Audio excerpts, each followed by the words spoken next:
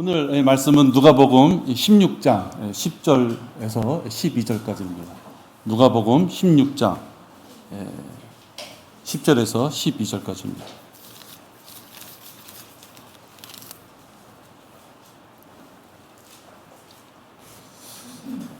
제가 받들어 읽겠습니다. 지극히 작은 일에 신실한 사람은 큰 일에도 신실하며 또 지극히 작은 일에 부정한 사람은 큰 일에도 부정하니라.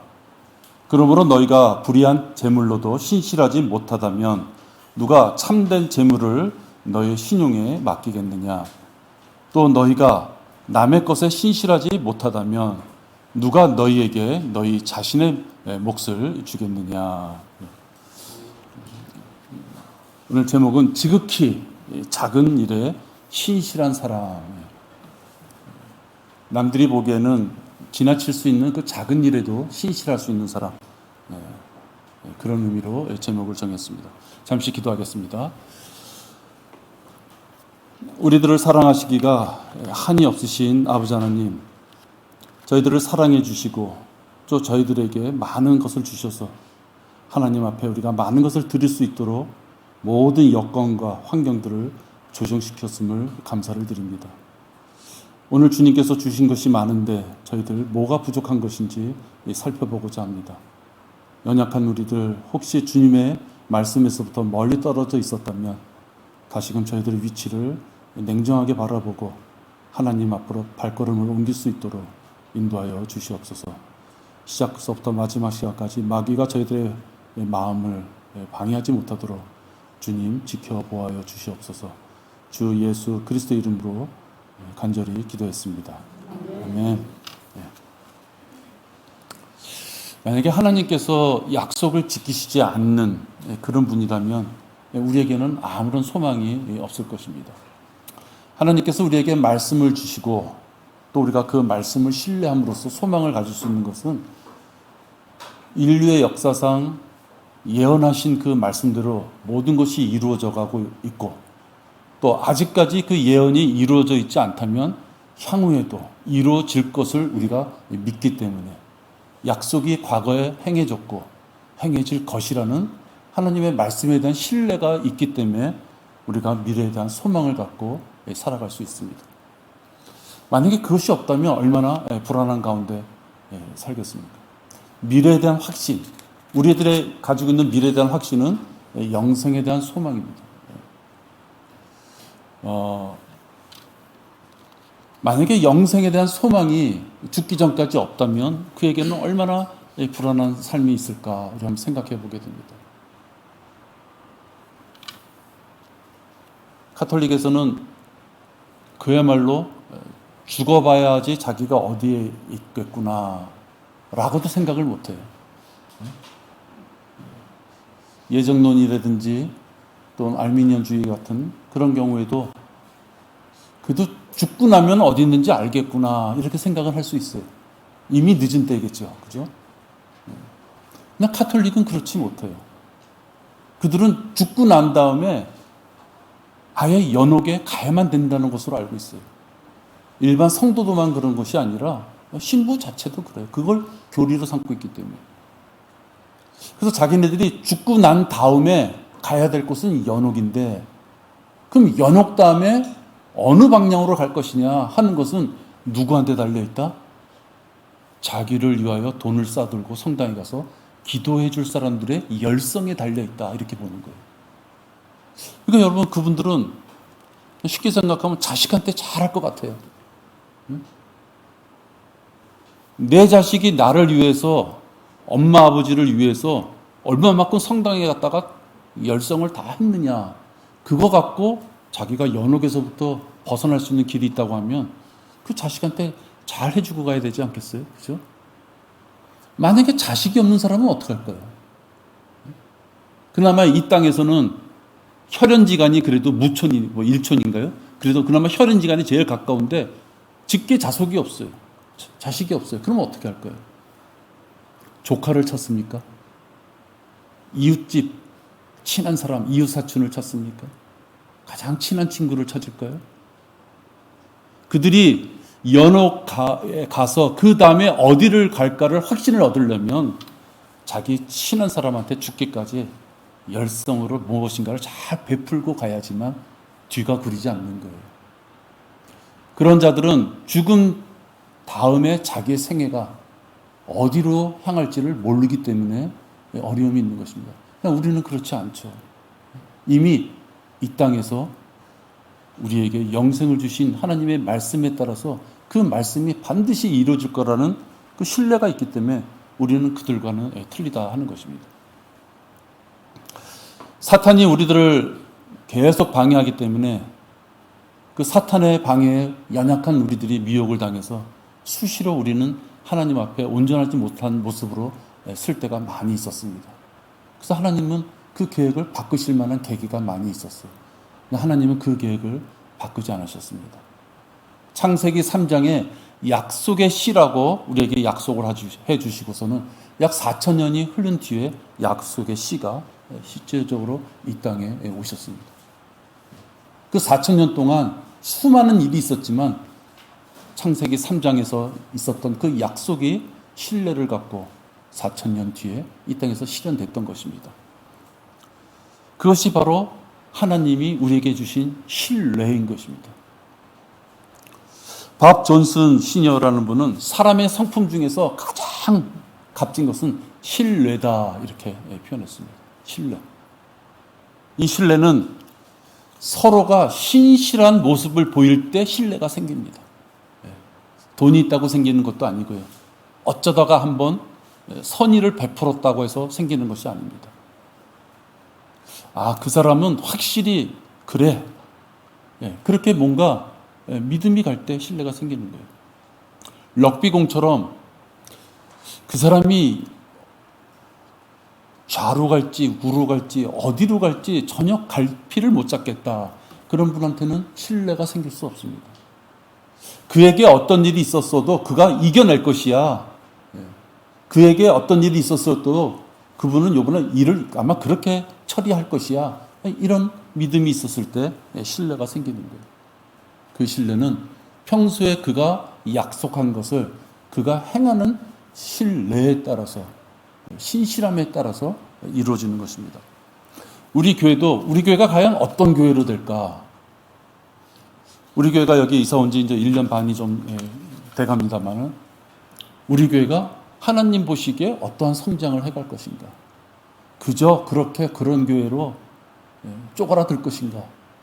하나님 보시기에 합당한 일꾼이 성장하는 교회로 우리가 제대로 성장해 갈 것인가 하는 그 성패는 어디에 달렸느냐? 우리 지역교회에 신실한 성도가 많으냐 적으냐에 달려있는 것입니다. 하나님의 일이라고 해서 놀고 먹고 거저되는 건 없습니다.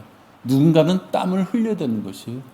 누군가는 노동을 필요로 할 때 노동을 헌신할 수 있어야 되는 것이고 누군가가 기도가 필요할 땐 다 같이 시간을 내서 기도해 줄 수 있는 그 사랑의 마음이 있어야 되는 것입니다. 우리가 왜 그동안 하나님 앞에 좀 더 신실하지 못했다 하면 그것이 무엇일까? 오늘 한번 그걸 생각해 보고자 하는 것입니다. 만약에 신실한 사람이 있었다 하면 그 신실한 사람은 하나님 앞에 자기가 드려진 어떤 약속 또는 지체들과 행한 그 약속을 지킬 만한 모든 환경이 원만하게 잘 조성됐기 때문에 그가 신실해질 수 있었느냐 하는 것입니다. 여러분 우리 주변에 그 형제, 그 지체, 그 자매는 참 신실해 라고 생각되는 지체가 있다면 그 지체가 지금 흔히 말해서 먹고 사는 문제가 다 태평해서 하나님 앞에 우리 지체들 앞에 신실한 모습을 보일 수 있는 것이겠습니까? 그렇지 않습니다. 우린 다 허덕이면서 바쁜 생활들을 할 수밖에 없는 세상에서 살고 있어요. 누군가가 주변으로부터 신실하다는 믿음을 주고 신뢰를 줄 수 있다면 그는 참기 힘든 어려움의 그 고통의 기간을 이겨냈다는 것으로 우리는 알아야 되는 것이죠. 나의 작은 고난은 나를 실패하게 만들고 나를 엉뚱한 길로 가게끔 하는 정당한 이유가 될 수 있는 것처럼 우리는 착각하지만 사실은 신실하게 보이는 많은 성도들 중에는 나보다 더 많은 고난 가운데서도 그걸 이겨냈을 때, 그리고 그걸 이겨내면서 작은 일에서부터 신실했을 때 그가 신뢰를 줄 수 있는 거예요. 사람의 능력은 다 한계가 있습니다. 그 능력에 한계가 있는 사람들이 지금 고난 중에 있는데 큰 일을 할 수가 없어요. 아주 멋들어지고 남이 보기에도 눈이 휘둥그레질 만한 그런 일을 할 수가 없어요. 고난 중에 그가 신실했다는 것은 육신의 어려움이 있는 과정 속에서도 자기가 행할 수 있는 아주 작은 것서부터 하나님 앞에 다가가는 삶을 살았다 하는 것입니다. 우리도 그런 삶을 각자가 살고 있는지 살펴봐야 되는 것입니다. 신실한 성도는 하나님의 사역을 위해 지체들과의 만남을 사모하게 됩니다. 성경 전체를 봐도 하나님의 사역은 혼자 하지 않습니다. 하나님의 말씀에 순종했던 한 사람 한 사람들이 다 모여서 그 신실함이 하나가 되었을 때 큰 힘을 발휘하는 것입니다. 바울도 살라나 디모데, 누가, 에프라디도 또 이러한 지체들, 동역자가 함께 있었기 때문에 그가 자기의 달려갈 길을 다 마칠 수 있었던 거죠. 마지막에 그러잖아요. 마가가 필요하다 그러잖아요. 마가가 없어도 바울이 하나님 앞에 결단한 것을 끝까지 달려가고자 했겠지만 마가가 있으므로 더 필요한 부분이 있기 때문에 마가가 필요하다. 그렇게 요구하지 않습니까? 동역자가 있어야 되는 것입니다. 거짓 교리를 가르치는 그러한 교회에서도 그들이 하나님 앞에 무엇인가 하고자 그들의 마음을 다합니다. 행위를 다해서 열매를 얻자, 행위를 다해서 구원을 얻자라는 말씀을 드리는 것은 아니죠.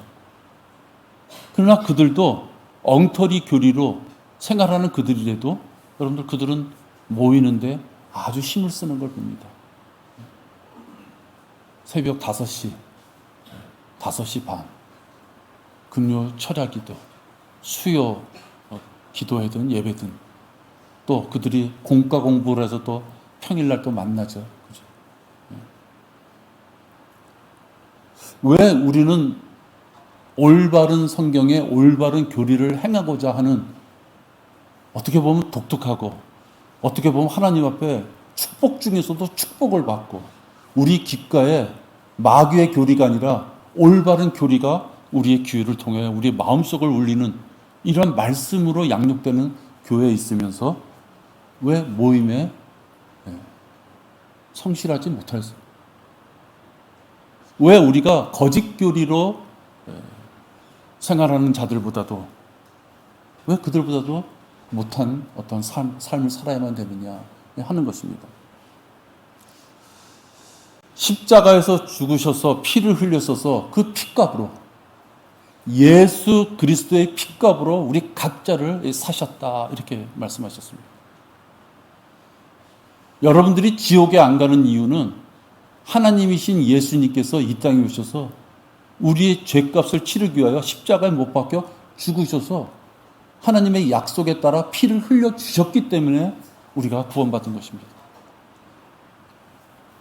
바로 그 예수님께서 우리들에게 습관처럼 모이라는 말씀을 바울을 통해서 주셨어요. 여러분들 히브리서 10장 25절입니다. 오래간만에 애써 힘을 내서 내가 특별히 한번 나가봐 주자. 그것이 아니라는 것이에요.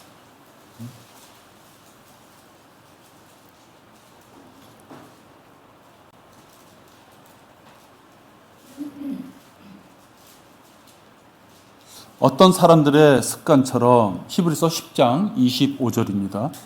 어떤 사람들의 습관처럼 우리 자신들이 함께 모이는 것을 저버리지 말고 서로 권면하여 그날이 가까우는 것을 볼수록 더욱 그리하자. 습관처럼 골치 아프게 이것저것 경중을 따져가지고 오늘은 A로 갈까 오늘은 B로 갈까 그게 아니고 내 삶의 마치 일부분인 것처럼 모이기에 힘써야 된다라고 말씀하고 있는 것입니다.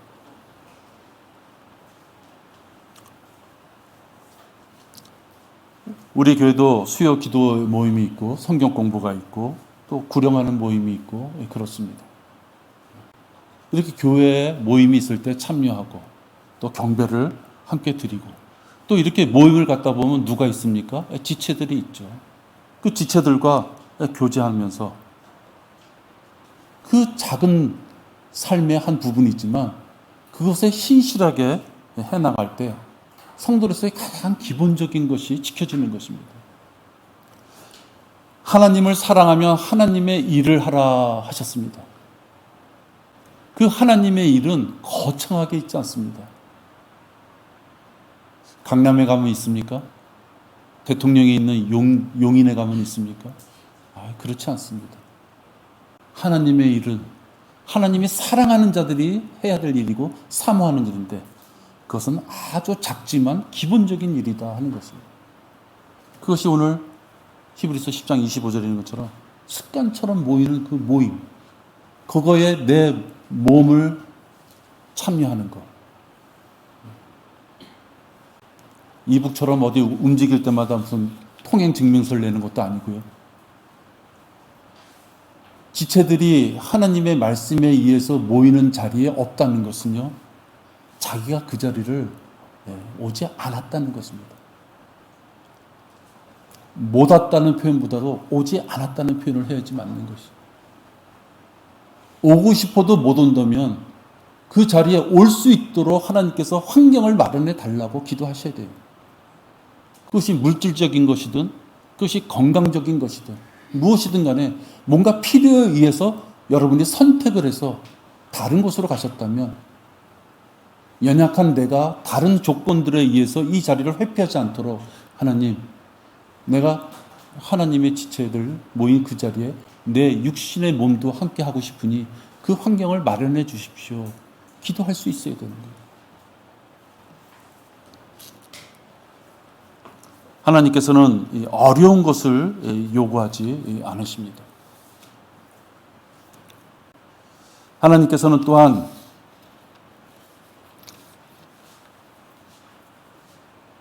우리들에게 각자에게 은사들을 주셨어요. 이건 하나님께서 주신 것입니다. 여러분께서 나는 이런 은사가 좋아요. 하나님, 나는 10개 중에서 이거 선택하겠습니다. 그래서 받는 은사가 아니죠.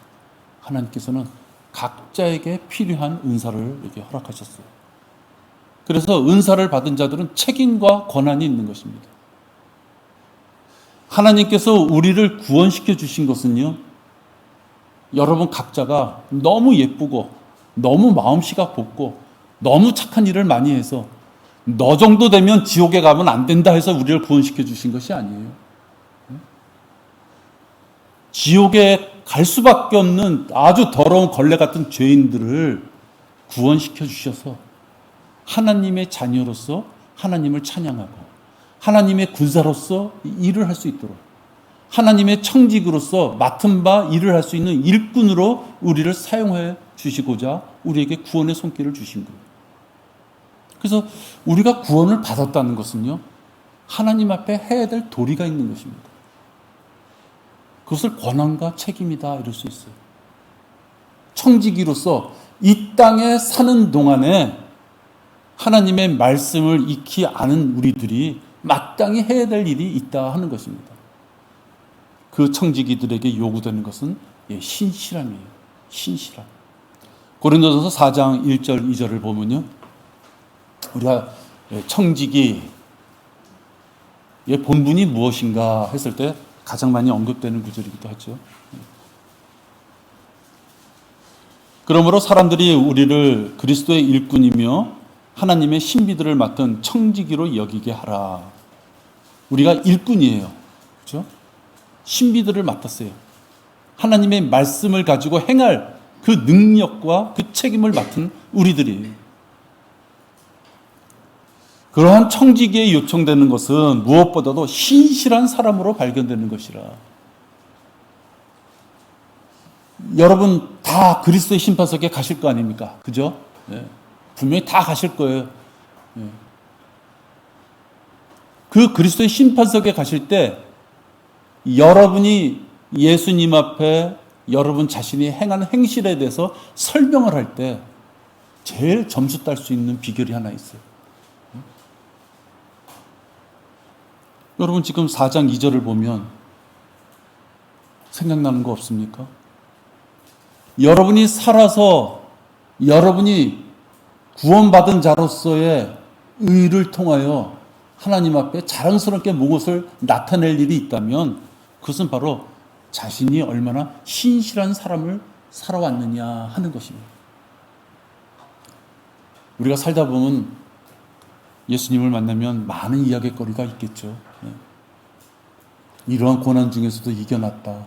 이런 슬픔 중에서도 이겨났다. 그렇죠?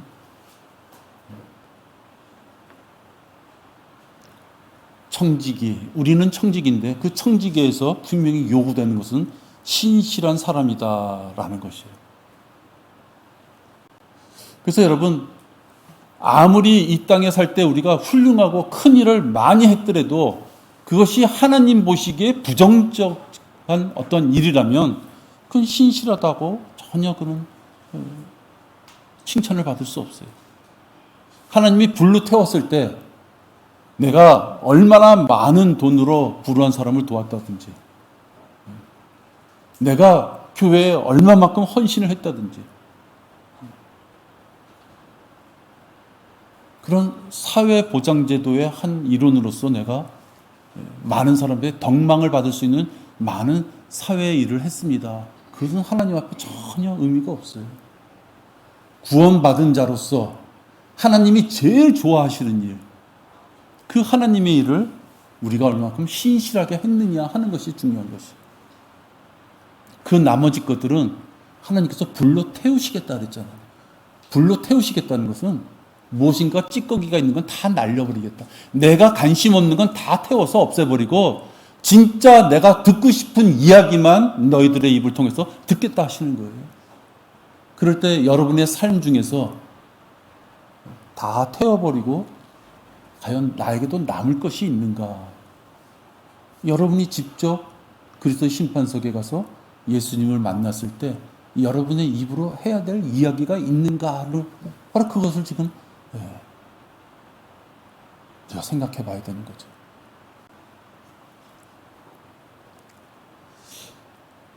우리가 저렇게 시계가 있지만 시계는 약속을 잘 지킵니다. 배터리만 딱 넣어주면 정확하게 시간을 지킵니다.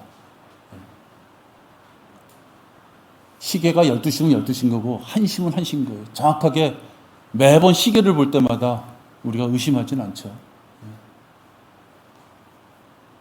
하나님께서도 우리에게 무엇을 맡기실 때 저 지체한테는 맡겼으면 확실하게 일을 처리할 것이야.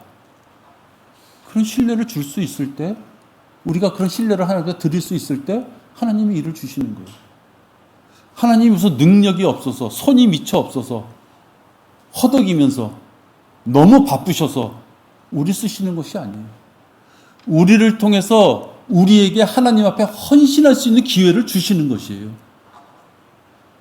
그 헌신할 수 있는 기회를 주시면서 우리들에게 기회를 주실 때 분명히 맡기면 틀림없이 일을 해낼 것이다. 그런 신뢰를 우리가 하나님한테 받아야죠. 그렇죠? 우리가 그런 사람이냐 하는 것입니다. 내가 그런 사람이냐 하는 것입니다. 하나님 앞에 무엇인가 하나님께서 나에게 작은 일을 맡기셨을 때 내가 반드시 해내고야 말 것이라는 것을 하나님이 아실 것이야. 이런 믿음이 있어야 된다 하는 것입니다. 누가 신실한 사람이냐 하는 것은 보통 때에는 잘 안 나타날 수 있습니다. 위급한 상황이 발생됐을 때 진가가 나타나는 거죠. 말로는 다 할 수 있는 것처럼 약속하지만 다급한 상황이 생기고 자기가 수익을 따져봤을 때 너무 안타까운, 세상 것을 버리기에는 너무 안타까운 상황이 벌어졌을 때 하나님의 말씀을 외면한다는 것입니다.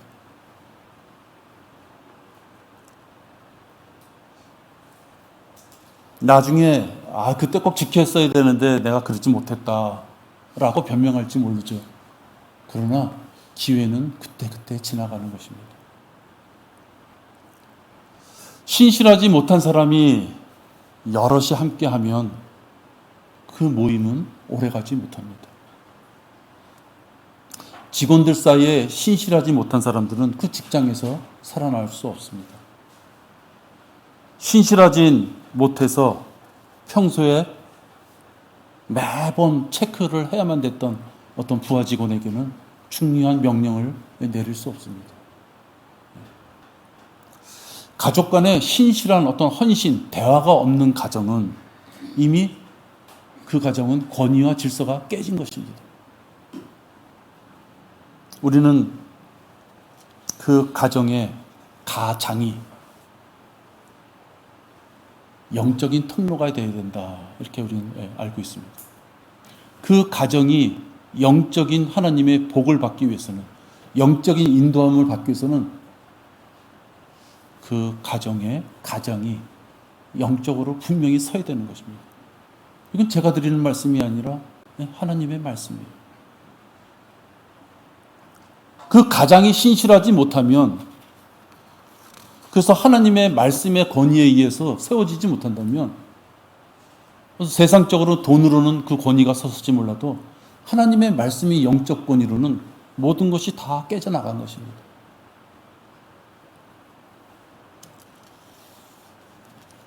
아버지의 신실하지 못함으로 그 가정이 하나님의 복을 받지 못하는 것입니다.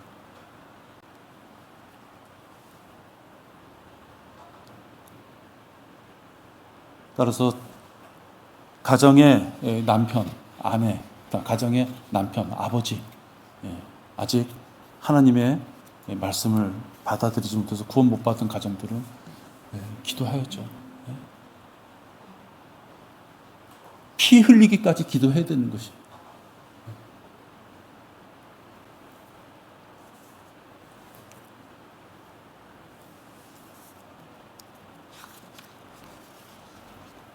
신실한 성도는 작은 일에도 최선을 다합니다. 그 중에 하나가 바로 무난하는 인사를 얘기합니다. 한 사람이 교회에 와서 모든 성도들하고 다 한마디씩 하고 집에 돌아갈 수 없습니다. 그죠? 우리 여기 계신 분도 그럴 거예요.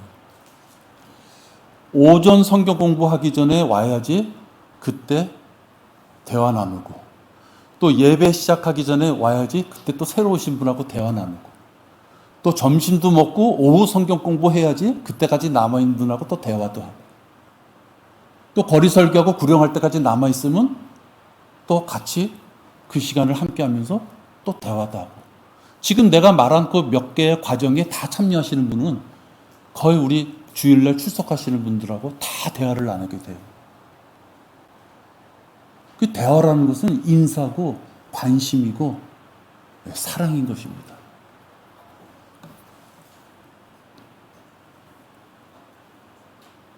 예배만 드려서는 모든 성도와 친해지는 것은 불가능합니다. 그래서 이러한 것들을 해결할 수 있는 해법 중에 하나가 문안이에요. 인사하는 것입니다. 서로 안부를 전하는 것입니다. 신약성경에 바울이 많은 서신서를 썼지만 끝에 보면 문안 인사를 이렇게 요구하는 구절을 합니다. 문안하라. 명령어죠. 문안하라. 근데 그게 서신서의 가장 끝부분에 있어요. 그러다 보니까 이제 다 읽어갈 집이죠. 빨리 이제 내가 고린도 후서로 넘어가고 싶어요. 그러면 끝에 부분 끝까지 읽지 않고 그냥 넘어가죠. 근데 반드시 몇 번씩 반복하는 것은 서로 문안하고 인사하라 하는 거죠. 그래도 한 지체고 영적으로 하나인데 꼭 그걸 만나서 안녕하셨어요? 어떻게 지내세요? 그래야만 되냐? 마음으로 아는 것이지. 여러분, 그건 그렇지 않아요. 여러분, 결혼하신 분들 한 집안에 같이 부부가 산다고 해서 말 한마디 안 하고 살면은 그 당장 그 집안 다 박살나지 않겠습니까? 그죠? 뻔한 얘기인데도 좋은 눈빛, 좋은 어감, 그죠? 사랑한다고 표현하고 그런 거 아니겠습니까? 문안 인사는 반드시 해야 되는 것이에요. 우리 입술로 하면 되는 것이에요. 근데 그 입술로 하기 위해서는요, 그 사람의 몸이 이 자리에 있어야 되는 거예요. 이 자리에 없으면서 어떻게 문안 인사를 해요?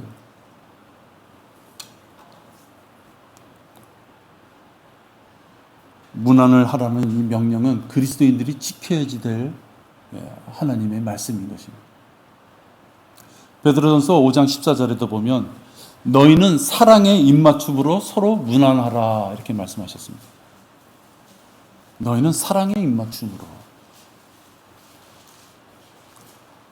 또 골로새서 4장 18절에도 보면요. 골로새서 4장 18절입니다. 여기는 이제 바울이 갇혔어요. 그래서 만나서 이제 표정을 보면서 대면하면서 서로 안부를 물을 수 있는 형편이 못 돼요. 그랬더니 바울이 방법을 하나 씁니다. 18절에 보면 나 바울은 친필로 문안하노라. 나의 갇힌 것을 기억하라. 은혜가 너희와 함께 있을지어다. 아멘. 형편이 어려우면 친필로, 형편이 어려우면, 만나기 어려우면, 여러분 우리 요즘에 현대 방법이 있잖아요. 카톡, 단톡방.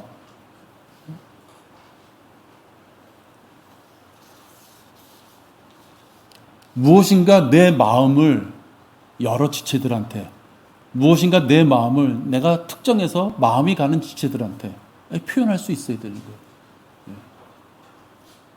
교회에 와서 일주일에 한 번 와서 정해진 시간에 정해진 어떤 경배나 어떤 성경 공부 그것만 하고 딱 가면은 여러분 그건 사실 얼마나 냉랭합니까? 사랑을 주고받을 수 없는 것이에요. 일반 제도권 교회처럼 보따리 싸들고 도시락 싸들고 무리무리 이렇게 져서 어디 놀러 다니라는 말씀이 아니잖아요. 저는 그거는 반대입니다. 그러다 보면요 다 육신이 나오기 때문에요 2, 3일은 서로 좋을 줄 몰라도요 몇 번 하다 보면 나중에 가서 패거리가 져가지고 싸워요. 그건 저는 원하지 않아요. 그렇지만 일주일에 한 번 주일날 우리 교회에 허락하신 모든 시간별 다 참여하심으로써 그때그때 대화 나누고 그때그때 교제 나누면 그게 얼마나 좋은 일이냐. 그게 무슨 힘든 일이냐. 난 그렇게 말씀드리고 싶은 거예요. 모이게 힘쓰고 서로 문안을 나누는 것은 지극히 작은 일이고 아주 기본적인 성도로서 해야 될 만한 일이다 하는 것입니다. 그런 것들을 하나하나 지켜나갈 때 하나님의 큰 일을 할 수 있는 일꾼이 나오는 것이에요. 옆에 있는 지체가 어떻게 사는지, 어떤 어려움이 있는지, 그 지체 얼굴이 왜 밝아졌는지, 하나님께서 우리 지체들을 통해서 어떠한 자꾸만 말씀을 하시는지, 그런 것에 대해서는 전혀 공감하지 못하는 자가 어디 신학교 갔다 와서 졸업했다고 졸업장 가져오면 하나님의 큰 일을 할 수 있습니까? 여러분, 하나님의 일을 하는 사람들은 이 지옥교회에서 나와야 되는 것입니다. 어디 가서 졸업장 따왔다고 해서 갑자기 나오는 것이 아니라 우리가 같이 하나님을 섬기는 이 가운데에서 우리 지체들을 잘 아는, 지체들의 아픔을, 기쁨을 잘 아는 그런 자 중에서 목회자가 나오는 것이 가장 좋은 방법인 것이에요. 그 목회자가 그렇게 나오려면요, 그 몸이 일주일에 한 번 하루는 이 자리에 있어야지 그것을 행할 수 있다는 것이에요. 신실하지 못한 자들은 작은 일에 불평을 하게 됩니다.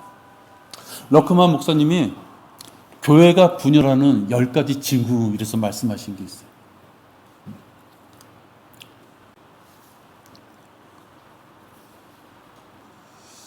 교회는 거대한 일로 분열되지 않는다. 거대한 일로. 아주 작은 일로 거기에 불평이 나오면서 교회가 분열된다 하는 것입니다. 그것이 신실하지 못한 사람들의 태도라는 것이에요. 신실하지 못해서 작은 일에 자기의 열성을 다하지 못하는 자들이 입에서 불평이 나온다는 거예요. 그러면서 교회가 분열되는 이유 중에 한 10가지 정도를 됐어요. 순서대로 됐더라고요. 그냥 들어보세요. 첫 번째, 작은 일에 신실하지 못한 자들이 나오는 것이 비협조적인 태도예요. 그 다음에 침묵하거나 표현하지 않는 분노. 그 다음 단계가 뾰로통하거나 신경질 내는 태도. 그 다음에는 조용하지만 작은 목소리로 이제 슬슬 나오는 불평. 다섯 번째가 등 뒤에서 새어나오는 작은 불평. 여섯 번째가 이제 본격적으로 밖으로 소리를 내기 시작하는 분노. 일곱 번째가 음성을 높이는 불평. 여덟 번째가 대중 앞에서 감정 섞인 불평. 아홉 번째가 그 불평에 따른 감정적인 경고. 마지막 열째가 무장봉기. 그러니까 실력을 발휘한다는 거죠. 난 나가겠습니다. 이렇게. 그러니까 처음에는 그냥 불쾌한 태도만 갖고 있는 거예요. 근데 그 불쾌한 태도를 해결하지 못하면 지금 제가 말한 것처럼 점점 그 가시가 아주 심해지면 무장봉기. 진짜 손 들고 진짜 반기를 들 수 있는 그렇게 된다는 거예요. 작은 일에 신실하지 못한 사람은 자기에게 주어진 환경에 만족할 수가 없어요.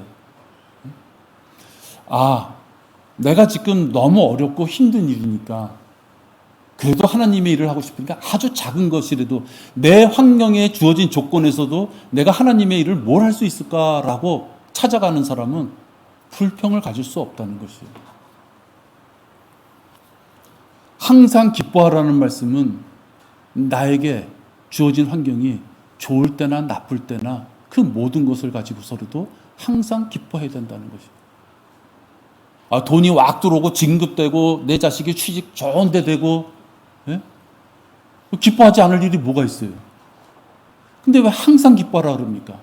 그렇지 않을 때도 하나님이 나에게 왜 이 어려움과 고통을 주는가 하는 그런 상황에도 나를 얼마나 사랑하시기에 지금 이 고난을 주시는가 그걸 기쁨으로 받아들여야 된다는 거예요.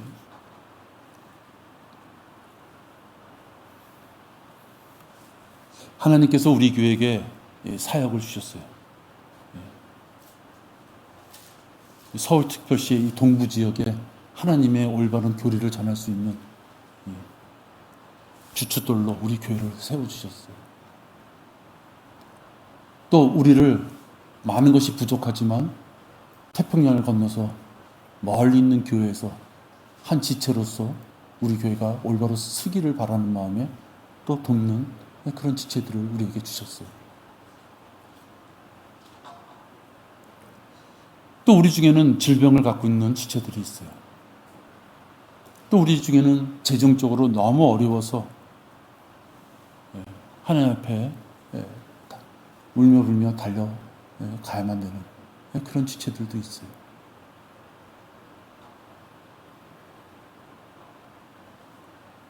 항상 기뻐하라는 것은 이 모든 환경 속에서도 기뻐할 수 있어야 되는 거예요. 인간은 육신으로는 싫죠. 질병을 누가 좋아하겠습니까? 재정적인 어려움을 누가 좋아하겠습니까? 그러나 그것을 하나님이 주셨으니 우연은 없잖아요. 하나님이 주셨으니 나에게 왜 주셨을까를 하나님과 교제하는 것이죠. 그래서 그가 성장하는 것이죠.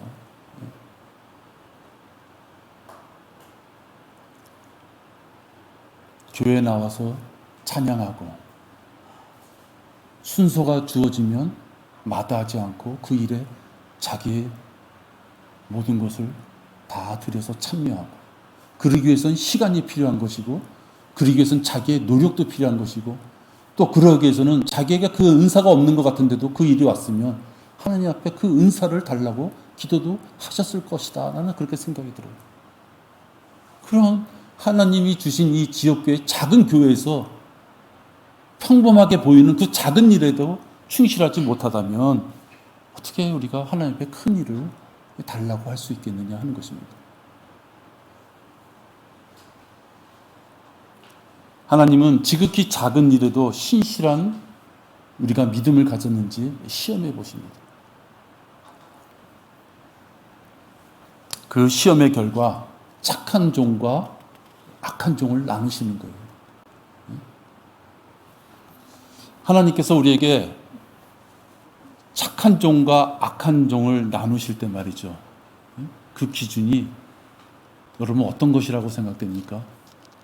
하나님 앞에 큰 열매를 맺는 자와 하나님 앞에 너무 미약한 열매를 맺는 자, 그걸 가지고 착한 종, 악한 종을 나누실 것 같습니까? 네, 그렇지 않습니다. 여러분, 누가복음 19장 16절 보십시오. 누가복음 19장 16절.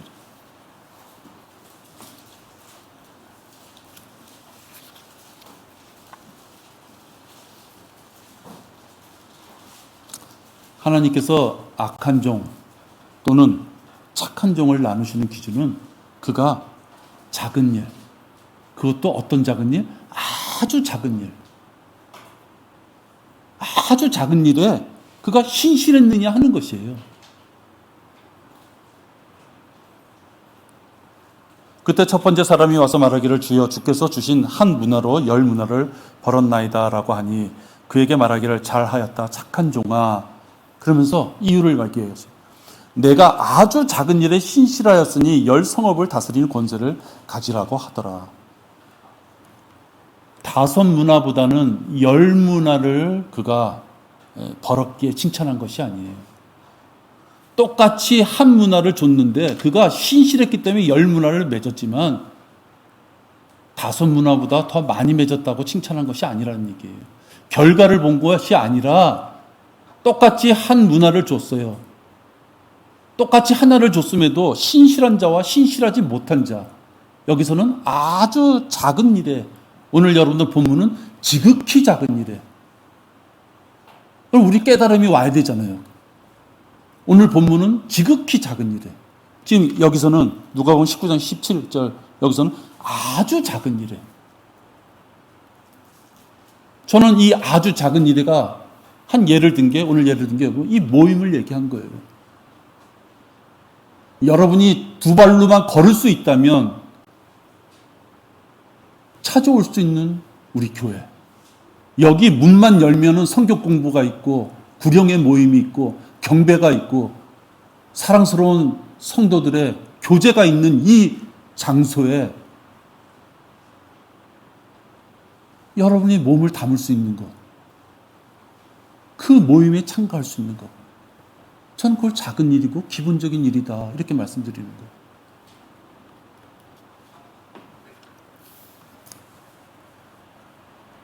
그래서 20절 보십시오. 또 한 사람이 와서 말하기를 주여 보소서 주께서 주신 한 문화가 여기 있나이다. 내가 그것을 손수건에 싸서 간직하였나이다.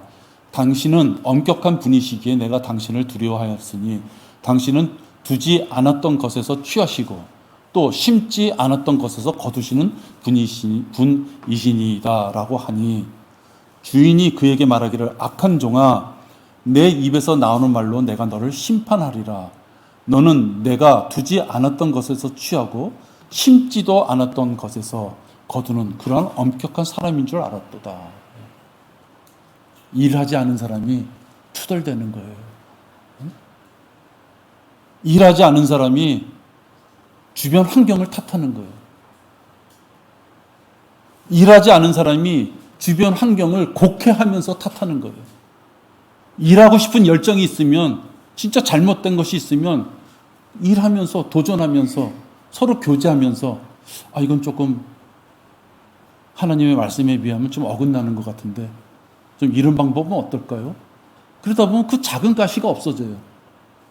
일하지 않는 사람이 일을 안 하면서 주변의 환경에 대해서 잘못된 소스와 어떤 잘못된 어떤 정보에 의해서 곡해를 하기 시작했을 때 여기서처럼 하나님의 성품까지도 곡해하는 거예요. 자기가 한 문화를 갖고 일하기 싫으면 그냥 그것만 들였어도 될 텐데 하나님을 엉뚱한 분으로 만드시잖아요. 주어진 은사를 사용하지 않고 손수건에 꽁꽁 싸서 옛날 어머니들이 하는 것처럼 은행에 가지 않고 장롱 속에 잘 간직했다가 장롱 속에 간직했다가 또 어디다 뒀는지도 못 찾죠. 그죠? 그렇게 잘 간직했다가 슬쩍 내놓는 거예요. 내놓으면서 투덜대는 거예요. 그게 작은 일에 신실하지 못하는 게으른 자의 모습인 거예요. 그런 게으른 자를 악한 종이다 질책하시는 거예요. 한 문화를 가지고 많은 걸 벌지 못했다가 칭찬하시는 게 뭐라고 질책하시는 게 아니라 신실하지 못한 그 마음가짐, 그 자세를 가지고 질책하시는 거예요. 26절에 보면 19장 26절입니다. 내가 너에게 말하거니와 가진 사람은 받을 것이지만 갖지 못한 사람은 가진 것마저도 빼앗기리라. 여러분, 이 말씀이 얼마나 무섭습니까? 얼마나 두려운 말씀입니까? 여러분은 다 그리스도의 심판석에 가신다고 마음의 확신들을 가지시잖아요. 상가 유업을 주시는 정도가 아니라 야, 털어내. 넌 줘봤자 아무것도 안 했잖아. 너에게 은사를 주면서 선물로 열심히 하나님의 말씀대로 살려고 줬는데 아무것도 안 했잖아 하고 토해내라. 누구는 옆에서 상 받고 유업도 받고 멸관도 받고 이러는데 가진 것마저도 다 털어내야 된다면 여러분 얼마나 비참한 모습입니까? 제가 드리고 싶은 말씀은 지극히 아주 작은 일에 신실한 자가 하나님 앞에 자기의 행실에 대해서도 설명할 수 있는 것입니다. 근데 제가 생각하는 작은 일, 바로 그 일은 하나님이 이 마귀의 세상에 우리 지역교회를 허락하셔서 이런 좋은 환경 가운데 우리를 거하게 하시고 모임을 이루게 하시고 귀한 성경의 말씀과 전할 수 있는 환경을 주셨어요. 그 일에 우리가 다 동참해야 됩니다. 저는 100이면 100, 한 명도 빠짐없이 다 동참하셔야지 여러분이 다 하나님의 나라에 갔을 때, 하나님, 예수님 앞에 여러분이 서셨을 때 밝은 미소로 여러분의 행실에 대해서 설명할 수 있게 된다는 것입니다. 기도하겠습니다. 아버지 하나님, 감사합니다.